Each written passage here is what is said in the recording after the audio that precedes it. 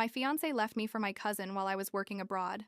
My manipulative aunt orchestrated the betrayal and sent me the wedding invitation. But I got a $150K promotion. Now he lives in ruins and begs me to come back. I'm 28 years old. I work in financial consulting. And 2 years ago, something happened that basically made me question everything I believed about love, family, and trust. The thing is, looking back, I think I needed it to happen exactly the way it did, because it forced me to become someone much stronger than I was before. But at the time, honestly, I felt like my world was completely falling apart. Let's start at the beginning. I met Andrew when I was 24. He was 23. And honestly, it was one of those romances that start really well, the kind where you think you found your person. We met at a coffee shop near my work.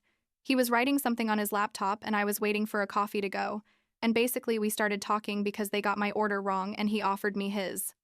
Sounds super cheesy, I know. But that's how it happened. After that we started dating, and everything flowed naturally. No drama, no red flags, just a normal, nice relationship where we were both building our careers and planning a future together. During those 4 years we were together before we got engaged, I was working at a mid-sized consulting firm, nothing spectacular but stable, and Andrew worked in marketing for a tech company. He was making good money, or at least enough that we could talk about buying a house eventually, having kids, all that future vision you build when you think you found the right person. My parents, Catherine and Richard, adored him. My mom always said Andrew was exactly the kind of man she would have chosen for me: considerate, hardworking, good manners.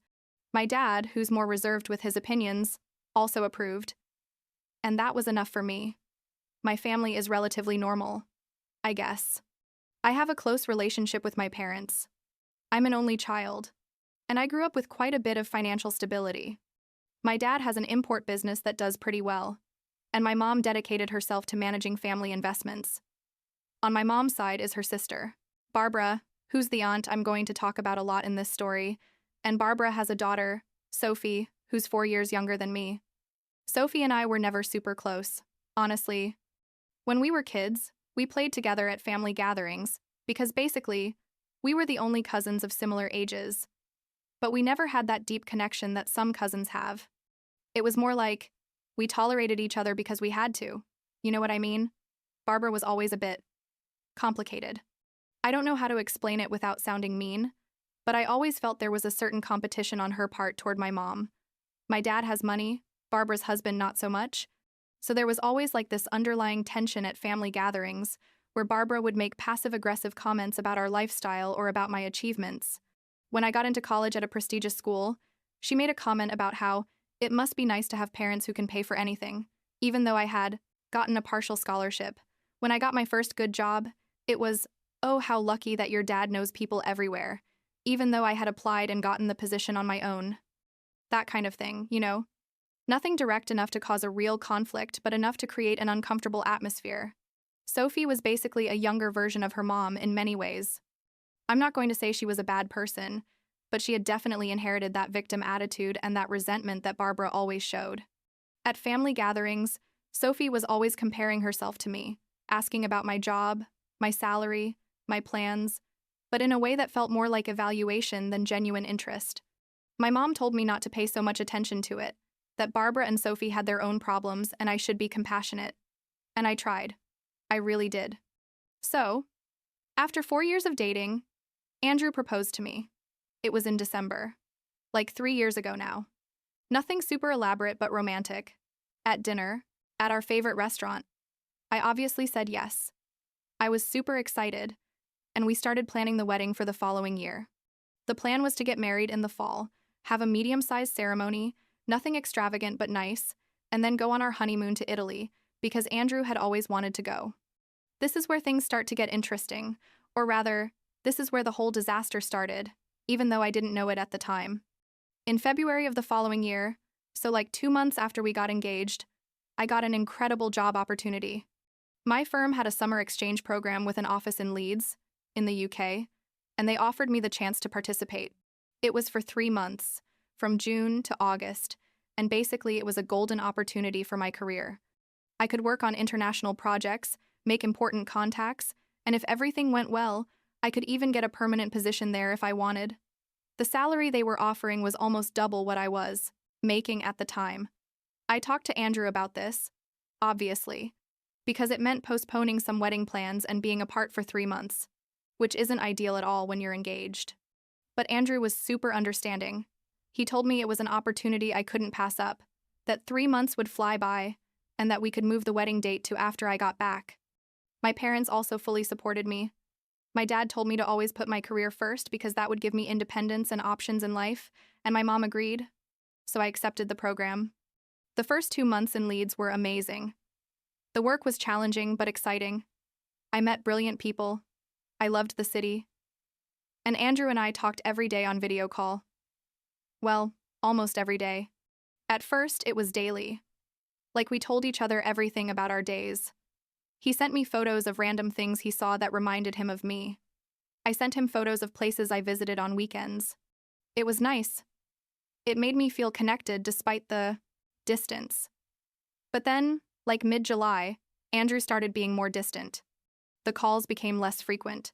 His responses to my messages were shorter, and when I asked him if everything was okay, he always said yes, that he was just busy with work. I believed him. I mean, I was busy too. So I thought it was normal for us both to be immersed in our responsibilities. Looking back, obviously it was a giant sign that something was wrong. But at the time, I was so focused on my program and so used to trusting him that I didn't think much of it. In August, like 2 weeks before my program ended and I was supposed to return home, I received a letter. Not an email, not a message, a physical letter that arrived at my temporary address in Leeds. It was from Barbara, my aunt. And when I saw it, I thought it was weird because Barbara and I didn't have that kind of relationship where we would write letters to each other. But I thought maybe it was something family-related, an invitation to some event or something. I opened the letter, and inside was a wedding invitation. Formal, elegant, with those nice cursive letters and everything. The invitation was for Andrew and Sophie's wedding. I'm not exaggerating when I say I had to read that invitation like 5 times before my brain processed what I was seeing. Andrew, my fiancé Andrew, was getting married to Sophie, my cousin Sophie, in 2 weeks. The date was for late August, right when I would still be in Leeds. And the person informing me of this wasn't Andrew, it wasn't my cousin, it wasn't my parents, it was Barbara, my aunt, sending me an invitation as if it were the most normal thing in the world. I sat there in my small apartment in Leeds, with that invitation in my hands, feeling completely surreal. You know that feeling when something so absurd happens that your brain just can't accept it as real? It was that. I called my mom immediately. It was like 2 inches the morning in my city. But I didn't care. My mom answered half asleep, and when I told her what I had just received, she screamed. Literally screamed, "What?" She told me to wait, that she was going to call me back in 5 minutes, and when she called back, my dad was also on the line, and they both sounded absolutely furious and confused. Turns out my parents had no idea what had happened. No one in my immediate family knew. Andrew had gradually cut off all contact with me during the last month, but apparently he had been dating Sophie since I left for Leeds, or maybe even before. I don't know for sure. Barbara had orchestrated all of this, basically. She invited Andrew to family dinners when I wasn't there, introduced him to Sophie more intentionally, and according to what we later found out, spent months talking badly about me to Andrew, telling him that I was too ambitious, that my career was always going to be more important than him, that I would probably leave him for someone more successful eventually. And Sophie, well, Sophie apparently had always had a certain fascination with my life, with my things, with my relationships. When we were younger, she wanted the same clothes I had, wanted to go to the same universities I was considering, and now, apparently, she wanted my fiancé. And she got him. My mom and dad immediately went to talk to Andrew, who was still living in our apartment. Technically, it was both of ours. We had rented it together. When they confronted him, he didn't even have the decency to look embarrassed. He told them he had realized that Sophie and he connected better, that I was too focused on my career, and that he needed someone who would put him first. My dad almost hit him, according to what my mom told me later. My mom just told him to get all my stuff out of the apartment and to never come near our family again. I stayed in Leeds for the rest of my program in a kind of shock. My coworkers noticed something was wrong, but I just told them I had a family emergency and was handling it. the truth, is I couldn't talk about what had happened without feeling like I was going to throw up. During the day, I worked like a robot, doing my tasks but not really being present. And at night, I cried alone in my apartment, trying to understand how my fiancé, the person I planned to spend the rest of my life with, had betrayed me in such a cruel and public way. What hurt the most, even more than Andrew's betrayal, was the humiliation. Barbara had sent that invitation not to be polite, but to humiliate me. To rub it in my face that her daughter had won, that Sophie had gotten the man I had lost. And the wedding date, right when I was still out of the country, was intentional. They wanted me to find out when it was already too late to do anything, when I couldn't confront them or try to reason with Andrew or cause a scene at the wedding. The wedding took place. I didn't go, obviously. My parents didn't go either. But I found out the details later because, as always happens in families, people talk. My grandparents on my mom's side, so Catherine and Barbara's parents, did go, because Barbara manipulated them by telling them that Andrew and I had already broken up before I left for Leeds, and that this was a genuine romance. Another lie. My grandparents, Henry and Grace, are older people and quite traditional, and Barbara sold them this romantic story of true love that they believed. When my program in Leeds ended, in September, I had to make a decision. I could go back to my city, return to my previous job, and face this whole situation, or I could stay in Leeds and start over. My firm in Leeds had offered me a permanent position before the program ended, which was amazing considering everything. The salary was excellent, much better than what I was making before, and the growth opportunity was real. So I made a decision, maybe impulsive, maybe the best decision I've ever made in my life. I stayed in Leeds. I told my parents I wasn't coming back, at least not for now. My mom cried, not because she was upset with me, but because she understood that I needed distance from all that drama, and my dad fully supported me. They helped me organize the shipment of my things. They helped me break the lease on the apartment. I shared with Andrew, he had already moved in with Sophie anyway. And basically they helped me close that chapter of my life from a distance. The first few months in Leeds as a permanent resident were difficult. I was building a new life in a country where I didn't know many people outside of work. I was processing the breakup and betrayal, and honestly, there were days where I wondered if I had made the right decision. But little by little, things got better. I made friends at work. I started exploring the city more seriously. I joined a gym. I took Italian cooking classes, because if I wasn't going to have my honeymoon in Italy, at least I was going to learn to make pasta like Italians. And basically, I forced myself to rebuild my life. Meanwhile, back in my city, things started getting interesting for Andrew and Sophie. Turns out Andrew, in his infinite brilliance, had quit his marketing job to pursue his dream of being a writer. I found this out from my mom, who stayed informed through family gossip even though she had cut ties with Barbara. Andrew had been writing a novel for years. I never took it very seriously because it was more like a hobby for him, but apparently after marrying Sophie, he decided he was going to dedicate himself to it full-time. The problem, obviously, is that writing doesn't pay the bills when you're starting out and you have nothing published. Sophie worked in retail, made like minimum wage more or less, and Andrew had no income. They were living in an apartment that Barbara had helped them get, but that they had to pay for, and things were getting financially complicated for them. Basically, reality hit them really hard. This is where things get truly satisfying. I'm not going to lie. When Andrew and I were together, we had opened a joint trust account where we put money for the wedding and for a down payment on a house. I had put in most of the money because I earned more. He had put in something but significantly less. When we separated, technically that account was still in both our names, but Andrew never worried about the money because he was too busy planning his new life with Sophie. I, from Leeds, with the help of a lawyer my parents hired, liquidated that account. I kept all the money. Legally, I could do it because the account required only one signature for transactions, not both, and technically the engagement had been broken, so there was no legal obligation to share those funds. It was like $45,000 total. I had put in like $35,000 and Andrew like $10,000. I kept it all. I didn't do it for the money, honestly. I did it because I wanted him to feel even a fraction of what I felt when I received that wedding invitation. I wanted him to know that his actions had consequences. Like 2 months after I liquidated the account, in November or so, my mom called me laughing. Andrew had shown up at my parents' house.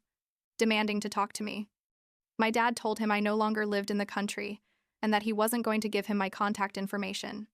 Andrew got hysterical, saying that I had stolen his money from the trust fund, that he needed those funds, that Sophie and he were struggling financially, and that was the least I could do after abandoning the relationship. Can you believe the audacity? My dad, who's normally a very controlled man, told him exactly what he thought of him, using words I'm not going to repeat here, and slammed the door in his face. But Andrew didn't give up. He told Barbara about the money, and Barbara, in her characteristic dramatic style, organized a kind of family intervention. She showed up at my parents' house with Sophie, demanding that my family contact me and force me to return what belonged to Andrew. My mom, who's normally super diplomatic and avoids confrontations, exploded. She told Barbara everything she had wanted to tell her for years, that she was manipulative, that she had raised Sophie to be just as toxic as her, that she had destroyed a relationship out of jealousy and resentment, and that Andrew had made his own decisions and now had to live with the consequences. My dad was more practical. He told Barbara that if she and Sophie continued harassing our family, he was going to cut off all the financial support he had been giving Barbara for years. Because yes, turns out my dad had been lending money to Barbara regularly, supposedly loans that she was going to pay back but never did. Thousands of dollars over the years. My dad told her to consider those loans canceled and not to expect another cent. Barbara got hysterical. Sophie cried. And basically they tried to make my parents feel bad for ruining their life. But my parents didn't give in. After that, there was a period of silence, which was a relief for everyone. But the story doesn't end there. My grandparents, Henry and Grace, eventually found out the whole truth. I don't know exactly who told them or how they learned the details, but once they knew that Barbara had lied about the circumstances of my breakup with Andrew and that she had actively manipulated the situation, they were furious. My grandparents are people of very strong principles, and deception is not something they take lightly. Barbara and Sophie had been living with my grandparents since Barbara's financial situation worsened because my dad cut off support, and my grandparents basically told them to leave. They gave them a month to find another place, and when that month was up, they literally helped them pack and kicked them out. It was brutal, honestly. But my grandparents felt they had been used and lied to, and that wasn't going to go without consequences. Sophie and Andrew, meanwhile, kept struggling. Andrew hadn't gotten any publishing contract, had no income, and Sophie was working 2 jobs trying to support them both. They ended up having to move to a much cheaper apartment in a not very good area, and according to what my mom heard through family gossip, their marriage wasn't going well. Apparently, they fought constantly about money. Sophie was resenting that Andrew didn't work, and Andrew was resenting that Sophie didn't support his dreams. Ironic, considering that was his complaint about me. Eventually, like 6 months after all that drama, I received an email from Andrew. I don't know how he got my work email, probably searched on LinkedIn or something. The email was long, full of apologies, explanations about how he had made a terrible mistake, how Barbara had manipulated him, blaming someone else. Classic. How he realized now that Sophie wasn't the right person for him, and how he wanted us to talk because he still felt we had a special connection.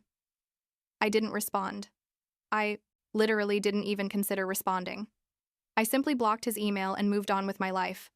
Because by that point, I was already in a completely different place, literally and figuratively. In Leeds, I met Matthew in January of the following year, so like a year and a half after the whole debacle with Andrew.